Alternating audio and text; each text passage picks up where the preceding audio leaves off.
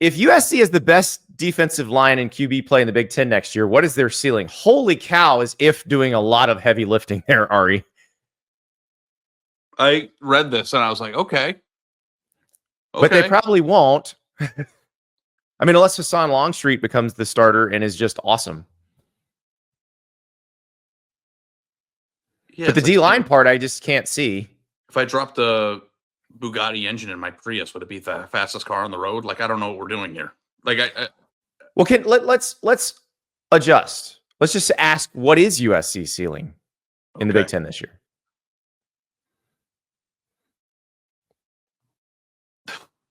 I don't know, man. Will you start?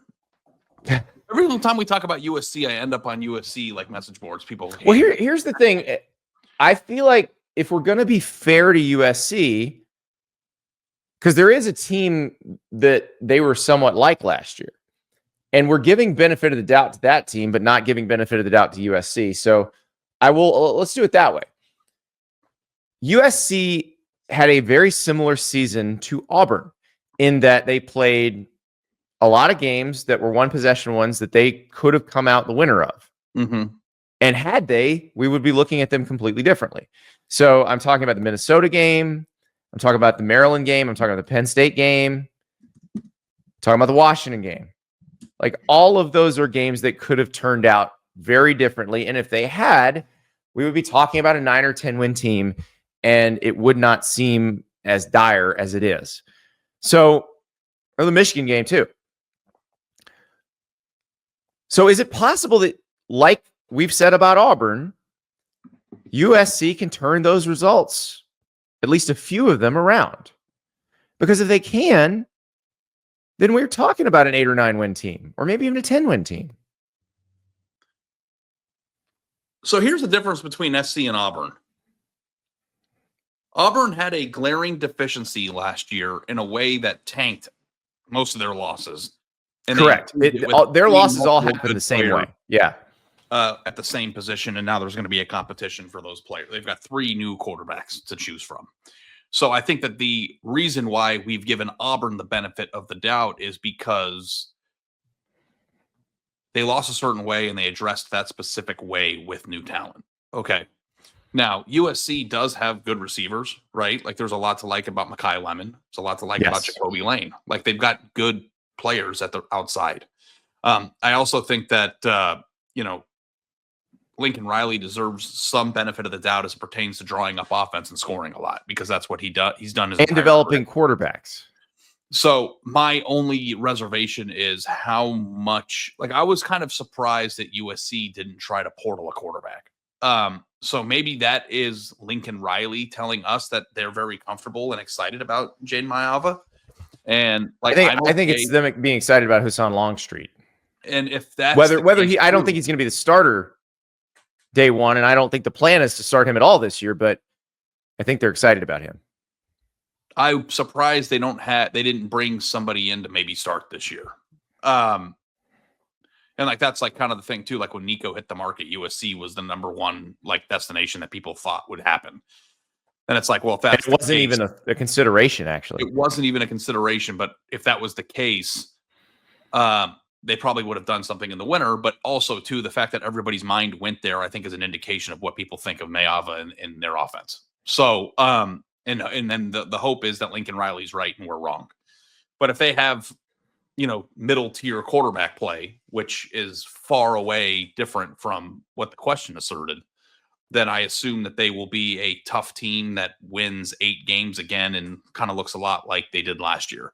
But if Maiava takes a huge step and is awesome, which the question is asserting, I think they got Keyshawn Silver in there to play, defensive line. He was a former 5-star prospect that initially went to North Carolina. And he was at Kentucky last year. I don't know if his ceiling still exists to what we thought it was when he got to college, but he was a freak athlete when he went to UNC. Like, I guess, like, there are some elements to like about it, but like, I just find myself disenamored with their quarterback situation, which is not something that I would expect to feel 2 years in a row at USC with Lincoln Riley as the head coach. That said, I don't think it's out of the question that USC wins 9-10 games this year. But like in terms of best quarterback play, I don't know if you went down the list of quarterbacks in the Big Ten, if you would even consider taking Maiava in the top 5. Like Luke Altmaier, Drew Aller.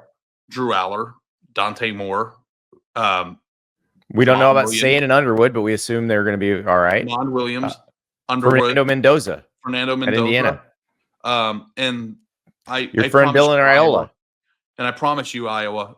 Oh, I'm going to remember this guy's name. Mark Gronowski. Gronowski. Hey, wait. Here's another. Ready for another Big Ten quarterback? Nico Iamaleava. It's weird to say, but yeah. So, like, I just don't know if I'm there with them. We are presented by Culver's. They took us to Wisconsin for the Great Wisconsin Tailgate. We were there Thursday and Friday, had so much fun. We met the Culver CEO, Julie Fussner, who's awesome. Her husband's the CEO of Johnsonville, which is even, that's unbelievable. Like the biggest power couple ever. But there should be a ButterBurger somewhere in the mix. But she said the Curder burger is coming in October. So mark your calendars. That is the ButterBurger with a giant cheese curd patty on top of it. I had my first cookie dough concrete mixer, which, oh my God. The way my eyes rolled back into the back of my head on the video, there was no acting there. That's 100% real reaction. Yeah, you did. Yeah, that was. I had 4 or 5 different flavors all in one sitting, so that was good for the pep to get us through the rest of the show. But their food is legitimately delicious. So if you're there, thank you for asking the question. I guess it's possible because Lincoln Riley does deserve the benefit of the doubt in that regard. I'm just not there with them. So, and I'm further down the line with Auburn, although they did lose games in a very similar way. I think it's a fair comparison. I am more comfortable with the way that Auburn directly attacked their weaknesses and tried to turn them into a strength. Auburn also has Keldrick Falk, which is a huge difference. They also like potential have top 10 defensive linemen. Cam Coleman and Eric Singleton, who let's not forget about the receiver improvement that they also made to a team that, because like I think that like Cam Coleman might be the second receiver off the board in his draft after Jeremiah Smith when it's all said and done. Ryan Williams is going to be in that draft too. This is going to be pretty loaded receiver. To see how that all works out from an NFL standpoint, because they're all really, really good. And it'll be cool to see how those freshmen line up when it's all said and done. I think Cam Coleman's a bigger bodied kid, which might be more attractive in the first round of the NFL, but I don't know what I'm talking about when it comes to that. So we'll see, but that's the difference to me. And I think I'm comfortable with like, you know, and here's the last thing I'm going to say about USC is that USC and Auburn get treated differently because the ceiling of USC's program when Lincoln got hired seemed to be so high that winning 9 games or even taking the marginal improvement steps after they fell off a few years ago is disappointing to me. Like my thought process of what USC was going to be was so high. Like and Auburn was considered a rebuild. Yeah, like when Freeze got there. I thought that USC was going to get closest to being what they were when I was a kid under Lincoln. I don't know that they were ever going to be USC from 2003 ever again, but I thought that they were going to be cool. I thought they were going to recruit like badasses. I thought they were going to have the #1 quarterback in the country every year. I thought they were going to put up a shit ton of points and that they were going to run the Big 12 and be a national championship contender on an annual basis. Pac-12, you mean? What did I say? Big 12? Well, combination of the Big 10 and the Pac-12 was 2 conferences they've been in. Yeah. I said Big 12. I meant Pac-12, but you get what I'm saying. Like the Pac-12 is dead. Okay. And I'm still trying to reconcile that. It just to me, like USC winning 10 games or 9 games doesn't move the needle for me. Like no, they should be doing that's the minimum of what they should be doing. If we look at the schedule, obviously the Clay Helton coming to USC is spectacular in week 2. Also, if they lose that game, and I don't think that they will, but if they do, is that the lowest of low points for USC? It doesn't get worse than that, no. Yeah. But I don't see that happening. But here's the thing: Illinois, Michigan, Notre Dame. That's a 3-game stretch that is probably going to be their most important stretch of the season. And if you could come out of that 2-1 somehow, you're feeling really good about the rest of the way. But if you go 1-2 or 0-3 in that stretch, then you got some issues. Yeah. Whew.